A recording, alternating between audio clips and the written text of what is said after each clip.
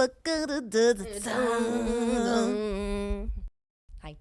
Anxiety. Okay. Hi, welcome to Rachel Uncensored, one of the few places on the internet that you can find an uncensored version of me. Hello, I'm Rachel. I'm here with my best friend, Miss Joyous Joy. Hello. How are you doing today? I'm doing good. Look at Blaze Boy cuddled up. My sweet man's. I'm so sorry. That was so... Oh my God. It tasted like fake meat. I can't even imagine what it smelled like. No, well, thank goodness I didn't smell anything. Okay. Oh, Blaze must have liked it. Yeah, he's like, oh, delicious. I'm actually doing pretty chillaxing today. Nice. It's a Wednesday. My Wednesdays are the beginning of my easy work days. I don't know why I thought you were going to say the beginning of your week, and I'm going to say false. That is very false. No, Monday and Tuesday are very big work days for me. Mm-hmm. And then I'm usually chilling by, I got a text from Zara. I'm usually chilling by Wednesday. Nice. And so I'm just doing film and stuff, which doesn't take too much brains. Nice. How you doing? I'm doing good. All right. Yeah, I'm okay. All right. Nothing exciting happening today? No, thankfully. Okay. I've had enough excitement this week. Yeah, I don't think your volume's very loud. I'm going to turn you up a little bit. Boop. Hello. Hello. Welcome. Okay. Okay. Do you want to read a entry of what pisses me off? Yes, sure. Thank you. All right. You know what pisses me off? What, Rachel? I feel like Oh, no, I'm right. Okay. The fact that Subway messes up my sandwich. Okay. First of all, Subway is... You don't like it? No. Subway, I'm surprised you like it. Subway is disgusting. Subway is like eating food that they got from Panera Bread that they were about to throw away. I like Subway. I don't eat there often. I tried it because my sister loves Subway. So I was like, okay, I'll get a Subway thing or whatever. And I got like a veggie sandwich or whatever. And this was maybe a couple months ago. No, I couldn't eat it. I threw it away. It's just vegetables and bread. No, the bread was gross. I got like a little like onion sauce or something on it to give it a little flavor because it was just veggies, and it was just gross. Well, I'm sorry. Yeah. But I'm going to read this entry because it is funny. With the way Subway is set up, it seems impossible for them to mess up, except it happens all the time. They've even given me the wrong sandwich altogether. How does that happen? I went through the entire line ordering my sandwich to perfection. Then they wrap it up and hand it to me. When I open it up, it's a completely different sandwich. Sorcery. But really, you tell them step by step how to make your sandwich, but sometimes they don't pay attention and put the wrong stuff on, then get pissed at you when you correct them. Yes. That is a genuine thing that has happened to me multiple times. I remember... They'd be like, do you want it toasted or not toasted? And I'm like, I'm in a hurry. I don't want it toasted. No, just plain. They're like, okay. And then they turn around and put it in the toaster. Yes. And I'm like, no, I didn't want that. And they're like, oh, well, you should have said. I was like, yo, what? And it's like, I know that the people there, they don't want to fucking be there. Yeah. They're stone drunk or disassociating. You know? It's like muscle memory. They're just, this is the next step. It's mindless work that and they probably get yelled at, deal with the shadiest, rudest people on the planet. I get that. But it doesn't mean it's not frustrating. Yeah. And then I'm sitting there like, what do I want? I'm like, onions, this, that. And then they don't do that and just randomly pick up other shit. I'm like, no. Yeah. What in the world? Yep. But there was one time, I will never forget it. They made my entire sandwich, wrapped it up, and then handed me a different sandwich. And I was so utterly confused as to how that happened. I don't even understand how that happens. I don't know. I love it. Jillian and I love Jersey Mike's, and that happens to us all the time too, because they'll be like, Mike's way, and I'll say like no tomatoes or no lettuce or whatever, and because Mike's way is like this way with all these things, they just get in the mode of like Mike's way and just throw, and I'm like, no tomato. I'm always like catching them, and they're like, oh, or I'll be, it's just, I feel that pain for sure, and it's so frustrating. Most of the time they always have attitude too when you say something. I'm like, I promise I'm like, this is the way the system is set up. I have to tell you. I literally was in line and I said no tomatoes to the girl that was making it, and she like wanted to put on the tomatoes. I asked her to take them off. She did. And then I always say I want the vinegar and olive oil on the side because it gets soggy by the time I get home. And they already have it in the little like cup, so they just have to put it there, And so I told her, not Mike's way, no tomatoes, and could I please get the dressing on the side? And so she does the tomatoes, and then she just squirts the dressing all over it. And I looked at her and I said, I did want the dressing on the side. I was like, but it's okay. And she was so rude. She's like, you did not say that. Like, just snap back at me. And Dylan was standing next to me, and I was like, I did. Like, I literally was like, I did. And she's like, no, you didn't. Yeah, she was pissed. She was. I would have walked away. She was pissed. The whole team was just kind of like this. Like, you tell it was, but it was really busy. I'm sure she was overwhelmed. Like, whatever. But then I just stopped. I was like, whatever. It's not that big of a deal. And Dylan just like pat my back. I was like, I looked at him, and he's like, you did say it. I was like, okay, thank you. It makes you feel like you're crazy. Yeah.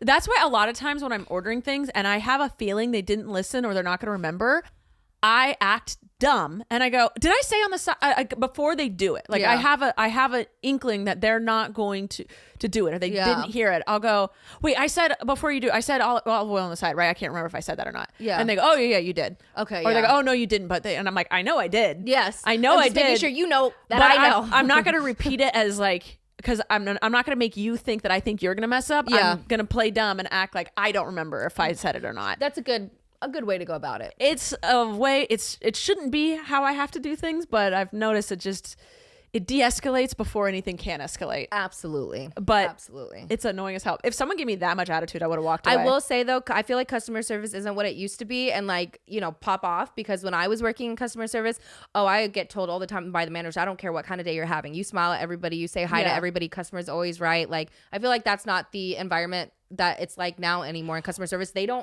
like the last time I've walked into a Starbucks or like a whatever, like nobody's saying hi to you when you walk through the door. Nobody really cares. Like, it's very much people are behind the counters doing their phones. Like, no, it's so different. And pop off, because I just think to myself, like, I wish it was like this when I was in customer service. I believe that the fucking boomers expect way more. They expect the customer to always be right. That is not true. The customer is right in when it has to do with the flavor of their own food. Right. If a customer wants it to be well done, that they are right. It should be well done then. Right. Because that is their flavor preference. Right. But a customer's not right when they go, well, I saw a coupon that it was 50% off. Yeah. Fuck you. Yeah. I don't care. Yeah. Yeah. So that, in that sense, the customer's not right. But I think the boomers have ruined it where they are assholes. Absolutely. And there's a lot of people out there who are assholes. So people in customer service are fucking gassed and don't have any time of day for just an average human being. Absolutely. So I don't think that customer service people need to go out of their way to, lick assholes. No. And if someone's being a dick, they have every right to be like, you can leave the store now. No longer serving you. But I'm still shocked by the amount of confidence some people have to be a dick. But they shouldn't be rude when the customer hasn't done anything wrong. Right. If you're like, oh, or even if you go, shit, I meant to say put it on the side. Or I thought I said put it on the side. She should have been like, oh, let me remake that for you. Yeah. Because like in that, you weren't a dick. Yeah. If you had if you had said like, bitch, I said this, then she could be like, get the fuck out. No. And I would never, I don't even have the ability to talk to somebody like that right off the bat. But I'm saying like, that's the example of the attitude she gave you is if you had met her with that originally. Right. And she just came at me like that's how I was going to come at her. Like, So I think I'm glad that people don't have to be so fake and up your butt now, and that's great. But I think that it's a pendulum. It swings. It's gonna find its way back to the middle. Oh, of course it will. But I think it was dumb when fucking you see videos of Karens being like, I'm right, I'm always right, you're the customers, blah blah blah blah blah blah blah. Fuck you. Yeah, those videos send me into a rage whenever I'm scrolling through TikTok and I see like a Karen video and I watch like 3 seconds of it. I'm like, nope, because I get too angry. I'm like, I can't watch that. I only watch it when they're like, Karen gets karma, instant karma. Oh, I love the Karen karma ones though. Oh, I've seen so many where like some dude, I saw one recently. It was this huge white dude and he's saying some racist shit. Yeah. And there's these two other white dudes next to them, and the bartender had started filming because like this guy was like aggravating people. Yeah. And there's this guy calmly sitting next to him. He's like, you gotta watch your mouth, man. And the dude's like, what are you gonna do? And he says the N-word. This huge white guy. There's not a black person there's no person of minority or color in the bar. Okay. It's all just white people. And this one guy was like, dude, you have to shut up. And he's like, what are you going to do? And he stands up and he tries to punch the Good Samaritan. Yeah. And misses.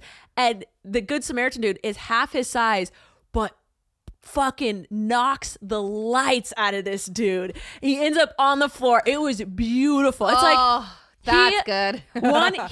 He did the right thing. He told him to stop speaking. Yeah. There was no one there for him to be like trying to stand up for this person. When he was like he's like, this is what's right, regardless of who's here. Yeah. And he stood up to a man double his size and beat the shit out of him. That's awesome. I saw one this morning or yesterday morning of this lady who I couldn't hear the audio, like it was very low, but she was clearly like being rude to the people working at this pizza restaurant. And she's about to walk out and she goes like this and just drops the pizza like all over the floor. And when she steps outside, she slips and falls down the stairs. And they both just in the video like look at each other and then just go back to what they were doing. That is so fucking funny. Yeah. It is. It's shit. I hate the shitty people that are out there. One time Abby and I were at a Taco Bell. It was right after a concert. This one Taco Bell next to this concert venue. So he's packed right afterwards. Yeah. It's the only food place within a few blocks, definitely within walking distance. And everyone goes there while they're waiting for the Ubers or whatever. So it's always packed. And Abby and I are waiting for our food.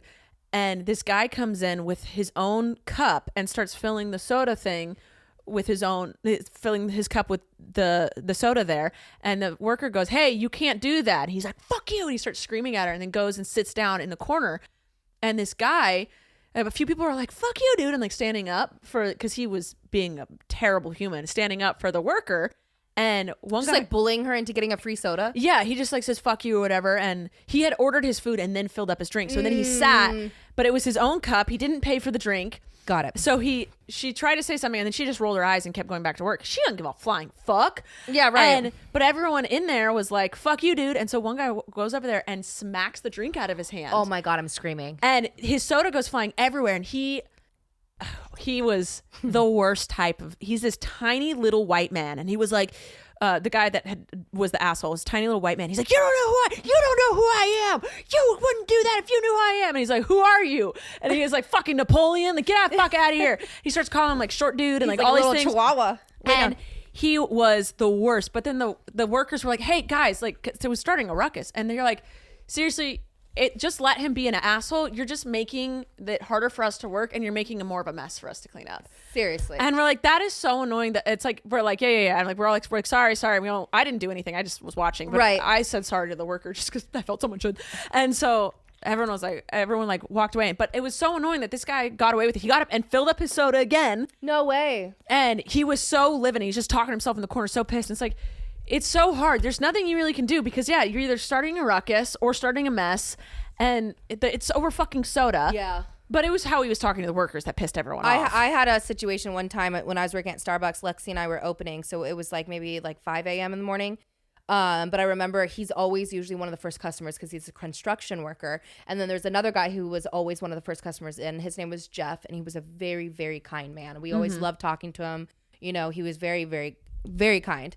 And so this guy walks in and I'm at the register and he walks in with $100 bill and asks me for change. And he's just buying a freaking drip coffee. Oh my God. And Starbucks does not allow you to have that much money in the drawer. And every few hours they empty the cash and the safe is actually on a timed lock. So you can't even open it. If you got held up at gunpoint, you can't actually open that safe unless it's at their special time for that store. Oh, wow. So it's like a whole thing. And so I did not know that. Yeah. And so this guy, so when you walk in, I think you maybe have like $1,000 worth of like ones and 20s. You don't have a lot of money. Yeah. There was this person going around like holding up Starbucks and they literally only got like $3,000 before they got arrested. Like there's no money. And so this guy comes in and he asked me for a change and I said, I'm so sorry, like we can't change anything, especially right now. Like I have X amount of money and I'm not going to go through this to explain it to him. I can't get more cash out of the drawer until 10 a.m. and like I can't, I'm not going to do that. So I just tell him I don't have enough cash. Like you just walked in. He immediately popped off on me, starts cussing at me and all this shit. And the guy standing behind him was the customer Jeff, and Jeff freaking gets in between him and me and the counter and he's like, get the fuck out of here, dude. You need to back up, like blah blah blah. Like use your manness for good. Got all in his face and the guy finally like just fucking left. Like, but I was like, thank God Jeff you were here. It was this man was huge too. It was so scary. He was like calling me an idiot and you know me, I'm saying shit back. We got cameras. I'm like dude, this fucking Starbucks, not a bank. Like that's what I said. Also, I said go to the bank. I never expect anyone to be able to change my 100. Never. Like the few times I've had 100, I know it's hard to do and people don't trust you because hundreds are the like main thing counterfeited, and it's a large sum of cash. Yeah. So I'll ask me, I'm like, can you? And 9 times out of 10, they're like, no. Yeah. So I'm like, okay. And then I'll end up paying for a large bill or something with the 100. Yeah. But no one changes 100. No, it was absolutely insane how angry that man got. Customer service can be. That's terrible. I Good know. on Jeff, though. I know. Good on him. I like when men use their manness for good. I know. Home Chef. Home Chef is our sponsor for today. Sometimes it's easy to spend just as much time deciding what to make for dinner as you do deciding what to stream and watch while eating your dinner. And before you know it, the night's over, you haven't watched anything, and you're eating ramen again. If that sounds familiar, it might be time to streamline dinner time with Home Chef. Home Chef delivers fresh ingredients and chef-design recipes conveniently to your doorstep to simplify your cooking experience. Users of leading meal kits have rated Home Chef #1 in quality, convenience, value, taste, and recipe ease. Trust me, if I can make it, you can make it. And I've made it well with Home Chef. Whether you prefer classic meal kits with pre-portioned ingredients, quick 30-minute recipes, oven-ready options, microwave meals, or a dedicated family menu, Home Chef has everything you and your family need for a hassle-free, delicious dinner. Home Chef has over 30 options a week and serves a variety of dietary needs. For a limited time, Home Chef is offering my listeners 18 free meals plus free dessert for life. And of course, free shipping on your first box. Go to homechef.com/Rachel. That is homechef.com/Rachel for 18 free meals and free dessert for life. Homechef.com/Rachel. You must be an active subscriber to receive the free dessert. My friend Evan, he's a very large man. And He's very large. He's very large. And that's his thing. He knows he is, and he likes being large. Yeah. And, you know, So tall. he's 6'3" and like 200 something pounds. Like, Yeah. boy's big boy. He big boy. He was a linebacker in college. I was going to say linebacker. Yeah, he was a linebacker in college. And he uses his big manness for good, not evil, which I appreciate. And there was one time he was walking with, I think it was Abby's brother, downtown Santa Barbara, and we were like late for a train, and he was trying to hustle to get to the train, and he sees someone take money or jewelry out of a homeless person's cup. A homeless person is asleep on the sidewalk, and they have their like little change pan, whatever, Yeah. with their little sign next to it, and they're asleep, and someone came over and picked things out of it and pocketed it, and it was a homeless lady, and she had, I think it was like her earrings or something. Oh, shoot. And he walked up to the man and said, "Put that back." And the guy was like, "Fuck you, dude." And Evan had, I think he had like some sodas or drinks in his hand. He put down his drinks and he squared up and said, "Put them back." And Evan is huge. Yeah, he is big. And the guy was like, "Fuck, she doesn't even fucking know." Like and he's like, "Put them back." And Abby's brother's just like staring at them like, "Oh no, what's gonna happen?" The guy's like, "Fuck you, bro." And he's like, he started calling Evan names. He goes, "I don't care what you call me. Put them back." Yeah. And so the guy put them back, and he and he stood there for like 5 minutes as the guy's walking away. Evan was almost late for his train. He was supposed to be hustling, but he stood and he saw this. He could have completely kept going, Right. But he's like, "You were stealing from a homeless woman, a houseless woman, Yes. and you're just gonna fuck it?" Like, no. Yeah. Good for And him. He's done that a few times. His girlfriend's bike tires got stolen, and he saw the guy down the street with them, and so he had his 2 coffee cups, and he always has a liquid with him. He has to That's so put them funny. down. He always puts them down and then stands up tall. This guy is huge. That is so. It's equivalent to like, you know, like taking off your earrings to get ready for Yeah. a fight, you know. But he Putting down never. his cup. He's always calm. I've never seen him That's the angry. scariest. He's always calm, and he's just because he knows his. But he's big. He knows yeah. his size, and he's like, "There's no need for me to get angry or lose my temper." I wish I because- had that kind of power. That is It's like- awesome. he's like, "I don't need my voice. I don't Yeah. need my words. I just am." yeah. He said the only time that he was ever like, "Oh shit," was him and his buddy were in a bathroom at a bar, and they were like just kind of like fucking around, and a security he didn't know it was a security guard, but a guy came in and got in his friend's face, who's very tiny. Okay. And Evan stepped in between them, and he's like, "You got a problem?" And the guy didn't budge, and Evan was like, "Oh shit." And he turned around, and then he realized it was security, and then he looked behind him, and there was like 4 other security guards. And he was like, "Oh, I'm not winning this one." And he's like, but that was a weird feeling. That is crazy. And I was like, that's what women feel all the time. Because he's like, for him, I realized I was physically under, like, what is it called? Yeah. Like, he wasn't capable. Yes. What is it? I know what you're trying to say. He's he didn't have the upper. Yes, he was physically outnumbered and physically, like, just not. He wasn't gonna win. And so he was like, that was a terrible feeling. I was like, yeah. You said they were security though. Why? Do you know why they were like? One of his friend was really drunk and just being an asshole in the bathroom. Oh, okay. So his friend was kind of but not. It was just them in the bathroom, and so like Evan was just letting him like just being stupid. Yeah. And so they walked in and be like, "What's the problem in here?" And Evan's like, "Well, do you have a problem?" And then Evan realized it was security. He's like, "Oh shit, my bad, sir. We're leaving." Yeah, that's so. Good day. That is hilarious. That's great. Well, maybe I can hire Evan to go on a couple dog walks with me. Oh my God. I've thought about it. I was like, if I ever needed security, I would call Danny and Evan, because Danny is huge as well, and is he did jiu-jitsu his whole life and water polo. My gosh. So this boy I've asked him. Oh, water polo, that's why he can hold his breath so long. Yeah, he does free diving and Danny is amazing at jiu-jitsu. I know that. Me and Abby drunk at a bar one time, and then we're like, do something to us. Come on. No, it's Abby mainly. She's like, fuck you. Come on, do something. Fuck you. And he literally just like with his 2 fingers has her pinned down in like half a second. Oh. And she was like, you could break my hand. He goes, yeah. And that's also Danny's like, he refuses to lose his cool as well. Like, yeah. He's gotten in a couple fights, and it's because some other guys are being asshole to girls. Yeah. And so he's stepped up, and that's Danny's crazy. Like, whatever. That's like crazy. Danny's also I've never seen that 6'3" and giant. I feel like I have seen Evan kind of in that mode, but I can't remember. Evan is a very protector dude. Yeah, but I haven't seen Danny like that, I feel like. That's wild. I don't think I have either. That is wild. But he's done things on me. I'm like, that's scary. That is crazy. It's crazy knowing actual defense or fight moves. Yeah. Our friend Summer, her brothers grew up doing wrestling. And so they've taught her wrestling moves. She grew up in a house of 3 brothers. Yes. And so she knows how to wrestle, like actual wrestling moves. And in our group, Abby is the one that always wins any physical competition, any wrestling or whatever, because she's got the mindset for it. Summer is the only person she can't beat because Summer knows wrestling moves. She will lay Abby flat on her ass. That in is a second. and you would not expect that. No, and I'm like, Summer. I want to learn. Yeah, I want to be able to do that. Because it isn't just being like, because you can be small and mighty, and you can be large and have no capabilities, no hand-eye coordination, no toughness. Absolutely. And I feel like I have height and some muscle, but have you ever been in a fight? No, I can talk my way out of anything.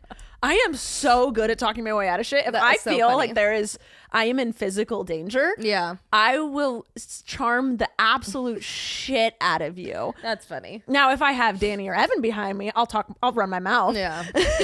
Like, what? It's like a fucking chihuahua having a pit bull behind them. Yeah, exactly. True that.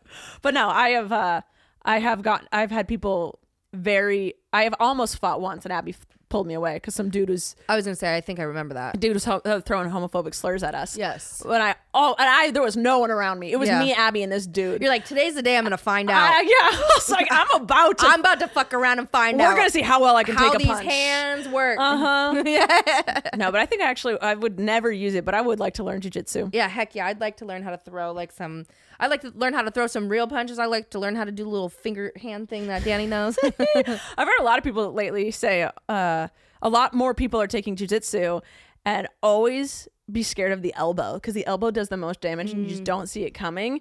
And more people are learning how to throw it. I'm like, I'm scared of it. I think maybe what I should do too when I'm walking dogs, maybe I should get like a little jiu-jitsu like keychain or something, so it's just hanging off. So I don't think people would notice it. You don't think so? No. Like the little logo thing, and they're like the long keychains. I wouldn't even know what a jiu-jitsu logo is. Oh. Well, it says jiu-jitsu. Oh, okay. Like a keychain or something, or like a sticker, like something, or a jacket, something obvious that says like jiu-jitsu. So even though I have, yeah. So even though I haven't done it, we could also take the classes. No, I do want to take the classes, but I want to make myself seem like, don't approach me, don't bother me, don't fuck with me. Like I get fucked with a lot. You do? Oh, I know. Yeah, that's why I'm going to take some classes with you. Yeah, I get I didn't even tell you about the creepy man last week that was peeing, whipped out his dick and peed right in front of me. I had to tell Marnay. No, I had to tell Marnay about it and then tell the owner of the dog, because there's like 3 single moms with kids that live on that exact street, and it's cul-de-sac. Holy shit. Mm-hmm. I hate the world so much. Mm-hmm. Let's take jiu-jitsu classes together. Yeah. We'll film it. It'll be a thing. We'll do private lessons. It'll be more expensive, but more fun. Yeah, we need to. I really need to start taking some classes. I'm always hesitant to take classes because I hate the classroom setting. I hate group things.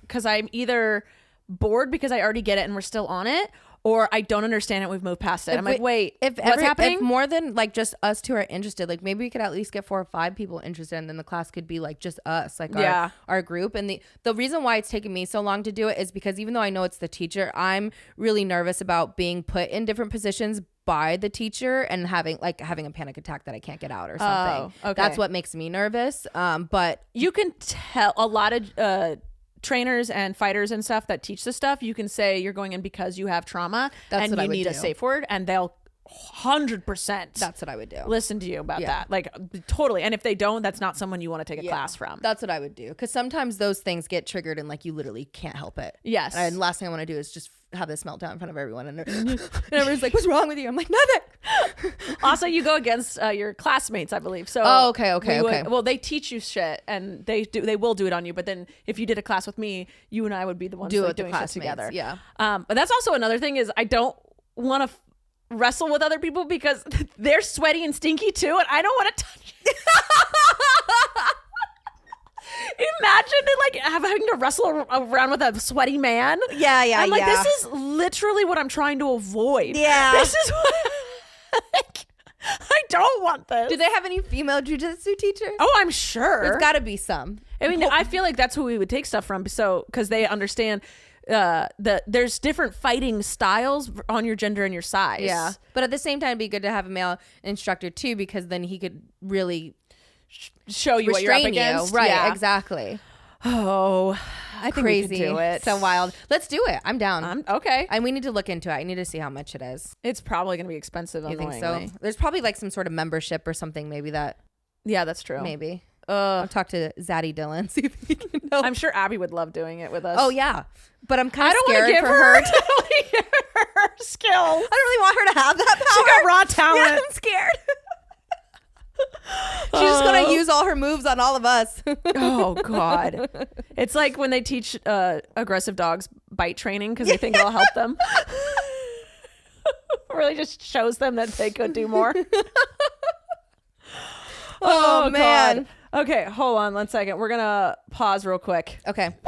So, Blaze, you're literally on. I love you so much. I'm making it so I can't use my microphone. There we go. Oh, God. Hi, we're back. We're going to read a couple confessions from Reddit just to spark our own thoughts. Train of thoughts. Yeah, but we're not having very many today. I can't think of words. Yeah. Okay, so he's smacking me with his tail. When you type in confessions on Reddit, it's a pretty funny thread. Okay. So this one's titled, I used to steal from customers when they ordered 2 for $20s at Chili's. Oh my goodness. Back when Chili's offered 2 for $20 deal, there was a way to avoid applying the promotion. I got pretty good at reading the tables to figure out if they'd pay with cash or card. Sometimes they tell me they were paying with cash. Other times I'd catch them pulling out cash. Here's how it worked. The bill would usually come out to around $29 with drink and tax before the promotion was applied. Once the promotion was added, it would drop down to about $23.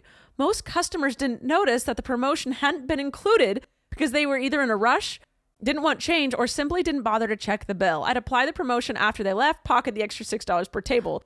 Since it was 2 for $20 was the most popular items, I could pull this off multiple times a night. Some of the best nights were during the homecoming when teenagers with their cash their parents gave them, wanted to impress their dates, and would often leave bigger tips on top of the $29 bills. Oh my. I was able to keep doing this until they made the promotion automatic. I even taught a few trusted new servers how to do it. They were upset when that shit became automatic. Uh-huh. When I go quote unquote caught and the customer asks why the bill was so high, I'd simply say the system forgot to apply the promotion and that, oops, I forgot to press the button. Dude, that is hilarious. That is so fucked up. That is so fucked. When I didn't have money, I never when I didn't have money, I always checked the bill. You know, this is how it's supposed to be, blah, blah, blah. And I'm the person that if you can't afford to eat out, I wouldn't eat out. Yeah. I'd say even now you're still pretty good at checking the bill. Yeah, well, because I'm going to say, then I got an immense amount of money and never checked the bill and just blindly did things. Okay. Now I'm at a point where I'm like, I'm very comfortable still, but I want to I want to make sure I'm not wasting my money or blah, blah, blah. Yeah, you're not just spending endlessly. Yeah, so I check the bill now, and so often something's wrong with it. Dylan's very big about checking the bills and our receipts and everything like that, and he catches things a lot. And more I'm catching that gratuity was already added, but they still leave a place for gratuity, and no one said anything. Blaze, stop. I love you, but stop attacking her with your tongue. I gotta sit up a little more. I'm right at it. He's going like this. Yeah, no, not my face. Not a little bit. We'll cuddle, but you can no. So anyway, more and more gratuity is just automatic. Yeah, which I'm like, bitch, you didn't say anything. Yeah, I'm pissed. That makes me angry. And they know. Oh, because they're trying to get more out of me. And I'm like, here's the thing, gratuity, you only added 18%. If you had said something, I would have left you more money because I tipped 25%. Right. But since you didn't say anything, I'm not leaving anything extra. Yeah. That's I know what you're doing. Yes. And I'm like, I get it. You're a server and that's how you make your money. But I'm going to tip well. You know, I know you don't know that, but I don't like when someone's trying to pull a fast one on me. Yeah, I totally understand that. And that girl, though, pocketing those $6 from how many people? Like, oh my goodness. I'm like, that integrity goes a long way. Like, yes, that's wild. Oh man, that I'm makes trying me to think if I've ever upset. If the if the table's being an ass to you, different. But if it these kids are just trying to have a fancy dinner right. at Chili's before their homecoming, right? So sad. Or if it's just like a normal group of people, right? That's so crazy. I mean, in her mind, she's probably a lot of, I feel like, and I'm saying this due to experience because I had boyfriends in the past that were like this and this is what they would always say. But I feel like people who steal like that, like they literally justify it. Like it's only $6. Yes. You know what I mean? Like they always justify it. But you don't know the person's financial situation whom you stole from. People who are willing to do that to strangers, they don't care. I'm against all stealing. It's one thing to steal from a major corporation that literally isn't gonna feel a difference if you steal $100 from them. Right. It's not like she was. Always for a second I thought she was gonna say she was stealing like from the Chili's, like, and then I'd be like, okay, whatever. Yes. But you're stealing from people, everyday human beings that you don't know the financial. That $6 might have meant a lot to them. Yeah. And they're like, okay, I'm just a lot of people go out to eat, especially to Chili's, and I'm just saying that for my example because a lot of people go to Chili's for we used to a lot as a family because of all the little promotions and deals that they would have, and a lot of the times you go out to eat and you don't have that much money in your bank account. You're getting that 2 for $20 or whatever because that is all you have. Like, yes. And how amazing would it be to be like, oh, you also get these $6 back? Like, yes. Oh, like, great. Now I can get my kid an ice cream cone. Like. Or pay for some fucking diapers or something. Okay. Wow, that's wild though. Don't steal from people.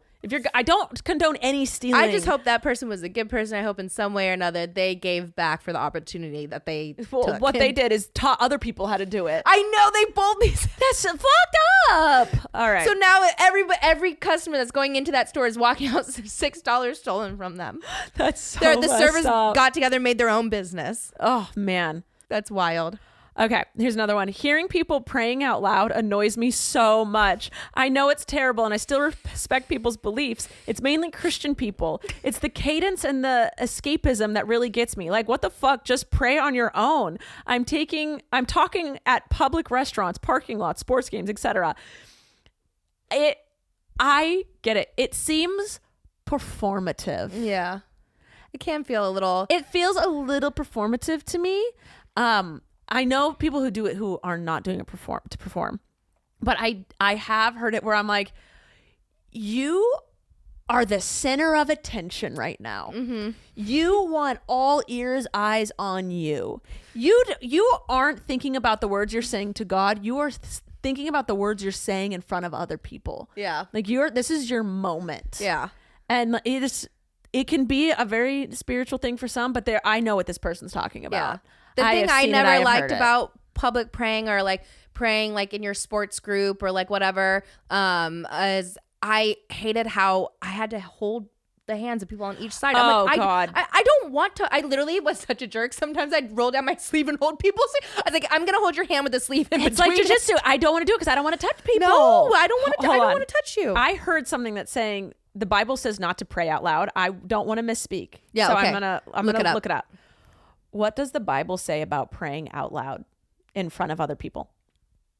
I feel like it's something Jesus says to rejoice at the top of your. Okay. It says the Bible doesn't prohibit praying out loud in front of others, but it cautions against doing so to impress others or to appear righteous, as Jesus taught in Matthew 6:5-6. You can feel it when someone is being so performative. And Yeah. it's saying you shouldn't because it can be performative. Oh my God. I find so much joy, and then also am fueled with anger and rage when people who declare themselves Christian do the exact opposite of what the Bible tells them to do. Bitch, follow all You have of it not or read none it. of it. You have not read it.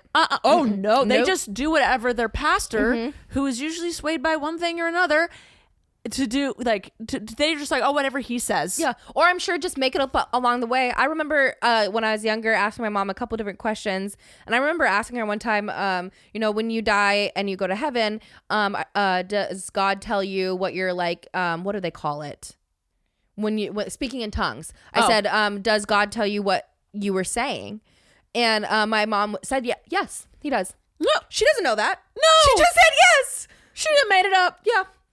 Oh my God. Would you like me to read you the verse? Yes. That is okay. Jesus criticized the Pharisees for praying publicly to be seen by others, stating that they have already received their reward in the eyes of men, but those who pray in secret will be rewarded by their Father who sees in secret. So they're saying, like, you're doing this for men. If you pray in private just to God, you'll reap the benefits of him. Got it. So that's why God wants him in private, because it's supposed to be. It's supposed to be, you're talking to God. You just triggered something in me as a child being in Sunday school. Oh my God, being so uncomfortable about the way they used to talk about Jesus and God, about how you're in a relationship with him, and it needs to be intimate. I totally forgot about that. It was so uncomfortable. You married Jesus. Yes. Oh my God. I totally forgot about all of that. I had the biggest fear of praying out loud. I went to a private Christian school for 7th grade and then for college. That's terrifying. And it was always in the end of my fucking class before recess. We did a prayer before we go do something fun. Yeah. So shitting is fun. So I would always go around and I'd always skip. And the teacher, I had the best. Mrs. McFarland was the best. Shout out Mrs. McFarland. She was the best 7th grade teacher. She was the best teacher. She was so kind, so patient. Like, she was someone who I said, that's a woman of God. Yeah. She was just such a good soul. Yeah. She saw that I had ADHD and would bring me puzzles. She brought me just me. She brought me jigsaw puzzles because I would do my work really fast, or I'd get really frustrated and then wouldn't be able to do my work. So she'd be like, okay, she would just go, Rachel, it's puzzle time, randomly, when she could see me struggling or see me bored. How cool. I go do a puzzle for 10 minutes. She goes, okay, Rachel, back to work. I was the only kid that got to do that. And how cool. It was just like, and she taught me how to read. And she was someone like, I'd be like, I don't want to pray out loud. And she'd be like, okay. Oh, nice. And wouldn't say anything. And just, okay, then whatever, Derek, I think you're next. Yeah. And like, he would do it. And I hated praying out loud. It felt so insecure. It felt performative. And I was like, I could pray in my mind all day. Yeah, I hated it too. I would chit-chat with God, being like, dude, what's up with this? I hated it. I was into, talking, and I can perform. I can be on stage all day. I have no problem with a microphone, but it was the prayer where I was like, there is pressure to say the right thing. And so I'm no longer thinking about my relationship with God, even the few stupid words of relationship, but I was no longer thinking about me and God, or what I was thinking about how people are listening to me pray and how I need to get it right. And I have to make sure I sound good and that I'm saying the right things. And you have to say like anointed and like all, you know what I mean? All the words. And oh man, I did church, I did Christian schools or whatever. And then after that, after I graduated, I was like, I'm out of this whole religion. I'm done. And then a few years back, last year it was, Zara, Abby, and I volunteer for this prom for kids with disabilities thing. It is run by a church, but the dance itself has nothing to do with religion or Christianity or anything. Yeah. It's just the church that runs it. And the meeting to learn about what we're doing, how to volunteer, is at the church though. Okay. And the people get up and they're like, oh, we promise, we're not, this is supposed to be just for kids with disabilities. Like, we're just here for the kids. We're not going to try and preach to you. Yeah. Because not everyone here is religious. We don't make anyone uncomfortable or get people to not want to come, which is good, because there's some religious organizations that would take that opportunity all day. But they still spoke in that pastor performative righteous manner that, oh my God, was giving me severe anxiety. Like, it triggered the shit out of me, and it's very rare that I get triggered by anything. And I was sitting there and I was like, I think I might be about to have a panic attack. And I'm sitting between Zara and Abby, and she grew up in that, and she was just so used to it that she's like, yeah, she's like, I'm fine, but like, I'm so sorry. And Zara makes it her mission to just make me laugh. Yeah. And she's like, let's count how many times they say Jesus. And I was like, okay. And like, it was just so weird. And I was like, oh, it's so irky the way that it's all so performative and doesn't seem sincere. I've met so many people that their relationship with God, their religion, their beliefs is so sincere that it's beautiful. Yeah. And then there's just you so can just much feel, of you it. can tell Yeah. when you're hearing something from a bullshit person. Yes. Yeah. Like Abby's parents, they're the only people that are like, can we pray for you? And I'm like, please do. Oh my God. Just that Please sentence do. alone makes know. me want to vomit. But they are such genuinely good people, and for them it's like they really are trying to do all they can to just make the world a better place, and they want nothing but good for me. Yeah. So they're gonna do everything in their power to make my life as good as possible. Ugh. And they have That's so nice of them. And so I'm like, yes, please. Yeah, no, I could not. So when her mom prays out loud, I'm like, she's so cute. Oh, and that's not it's not a them problem. That's a me problem. But my family used to do that in the most condescending ways. Oh, yes. So for them, it's very genuine. Yeah. For 99% of the time I've ever heard it, it's been so just gross. Yes. Like me telling my mom, like, hey, we have a really awful relationship. I want us to have a better relationship, blah, blah, blah. Well, I just need to pray for you in the decisions you're making. Or I need to pray that you'll come closer to me in the way that, like, God wants you to. Like, that kind of stuff. Like, no. Nope. Yeah. All right. Let's read another confession, because these are getting us going. Oh, I got it. It's good to know that, though, because I'm prepared now. If sweet, amazing Abby's parents ever come up to me and go, "Can I pray for you?" I'm gonna start today and start practicing in the mirror. What? Just a thumbs up. I would love. Like, you could say, if you feel called to do so. No. That didn't I'm make me feel good at all. I'm throwing their words back at them. Not their parents, just people. But I know all the Christian lingo.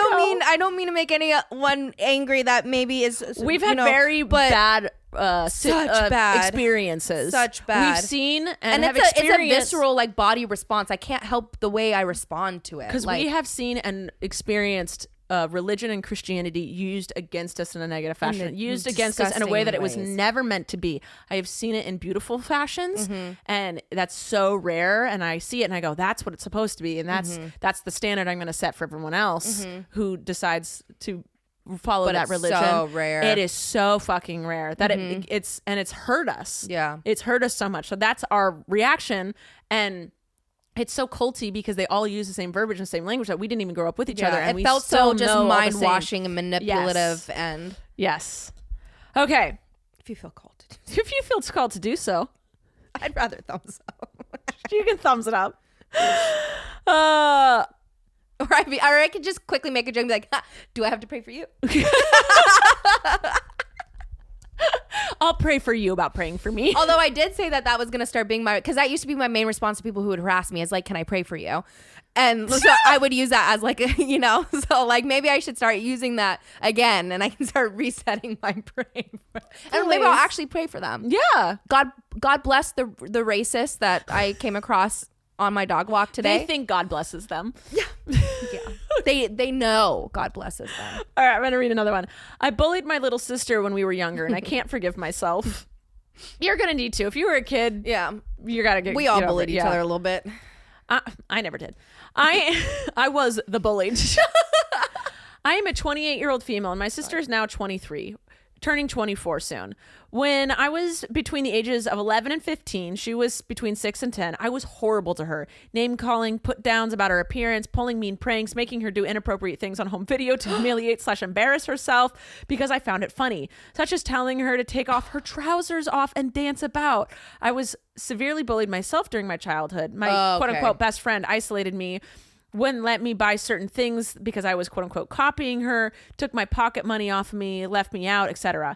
I spent most of my school life sat in the toilets on dinner.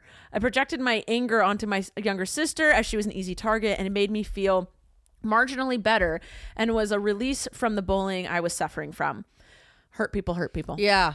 I was going to say, geez, psychological issues there. Yeah. We now don't have a relationship, as she says the bridges have been burnt and she can't forgive me. I don't blame her at all for feeling this way. I don't expect or deserve her friendship. I've apologized to her many times, but nothing will change what I did. Has anyone else gone through this? I'm struggling to deal with it now and feel like I don't deserve to be here. Someone just said therapy.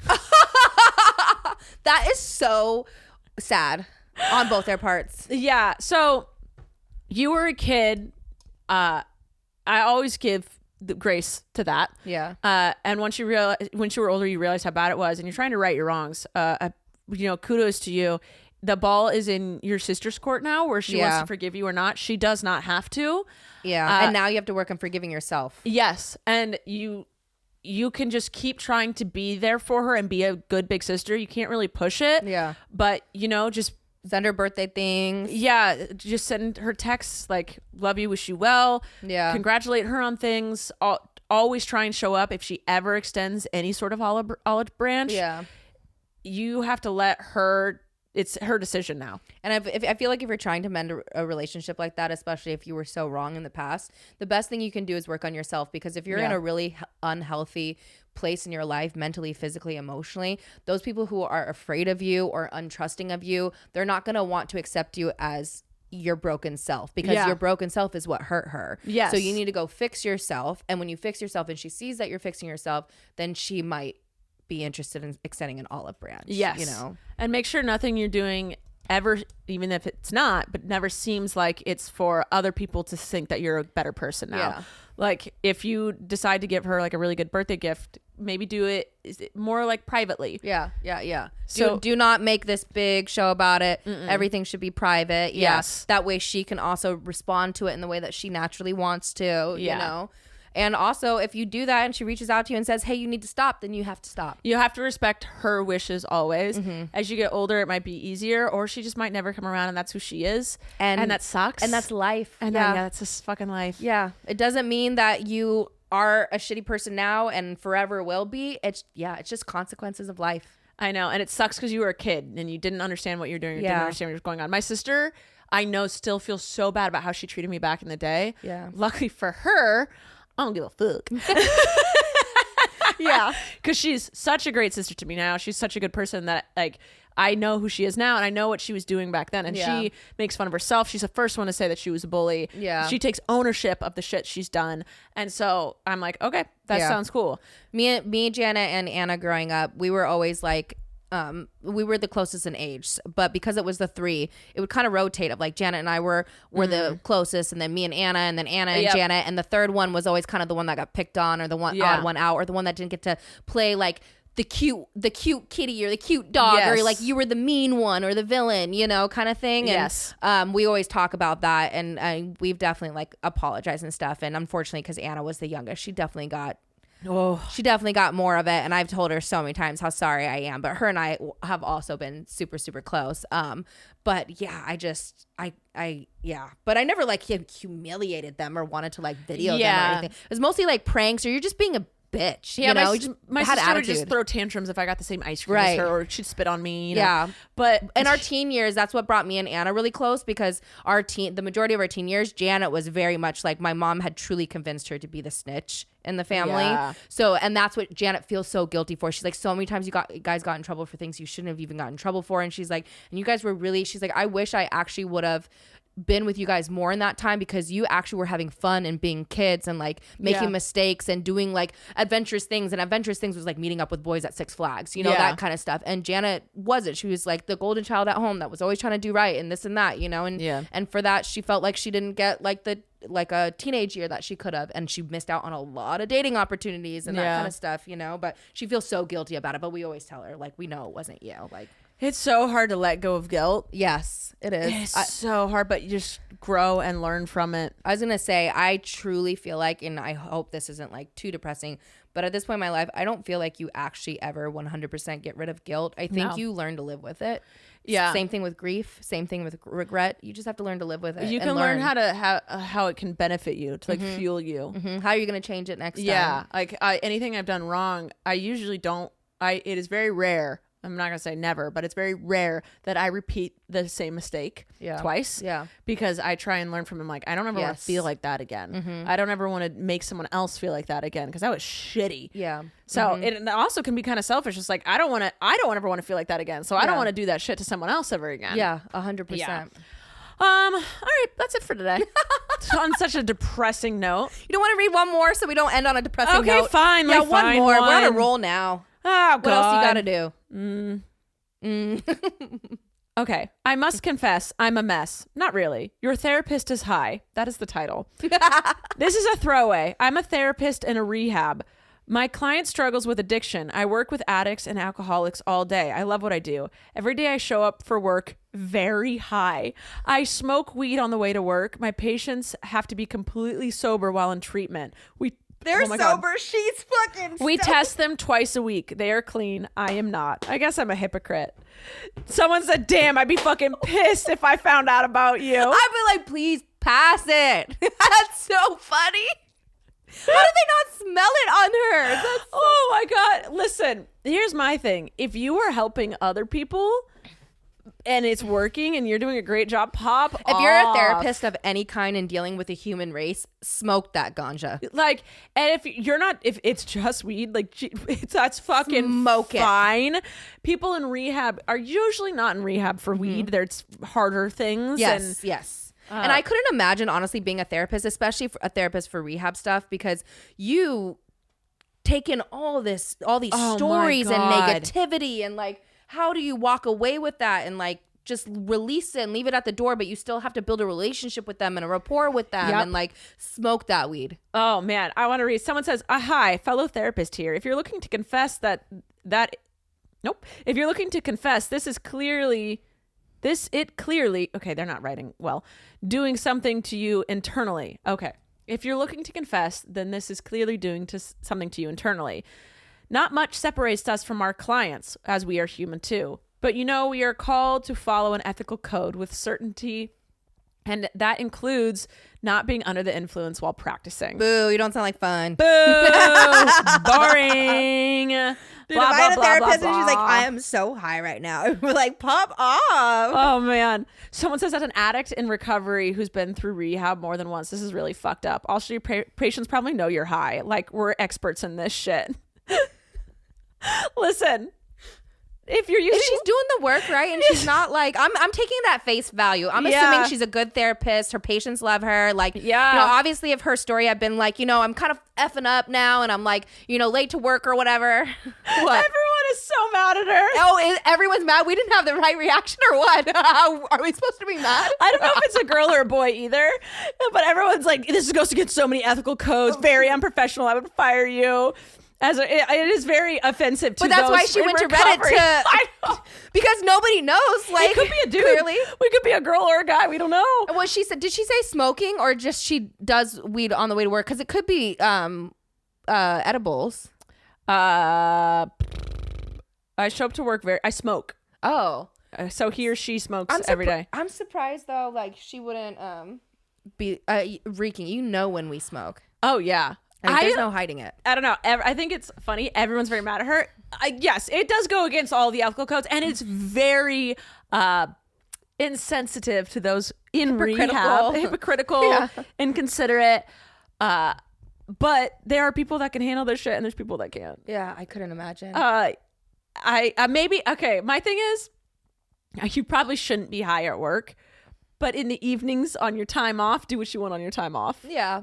But high is also not being like, it's not like being drunk. I mean, I guess it depends on how high you are, but she sounds like she's a smoker. Yeah. So she's literally, for her, she's probably just taking the edge off and she's just real cool. You know what I mean? Like, some people I'm sure are tripping out, but I'm sure she's not tripping out like that. Like, where she just can't function, you know? I don't know. That's so great. That's all. All right. We'll end on that one because that was funny. Okay. I don't know if we're right or wrong. We're wrong. We're wrong. We're wrong. But it was funny. Yeah, we're wrong, but understanding. Yeah. Okay. I love you guys. Thanks for listening. Thanks for following. Check out Joy's vlog channel. I'll put a link down below. Jump for Joy. Yep. A lot of people have a hard time finding your channel. That's what I heard. I got to figure out why. I looked at the settings and nothing made sense to me. I don't know. Jump for Joy. But when I type it in, like on my friend's phone or sister's phone or whatever, I can find it. Well, it's because we're already following you. Well, we looked you up already. Yeah, but my sisters didn't at first. I don't know. Yeah, I don't know either. All right. Okay. Love you guys. Talk to you later. Bye. Thank you for listening to this episode of Rachel Uncensored, the only place on the internet where you can find the uncensored version of me, Rachel Ballinger. I hope you enjoyed. If you did, please like, subscribe, or follow, or do whatever this platform tells you to do so that you can get notified every time I post a new episode. Love ya.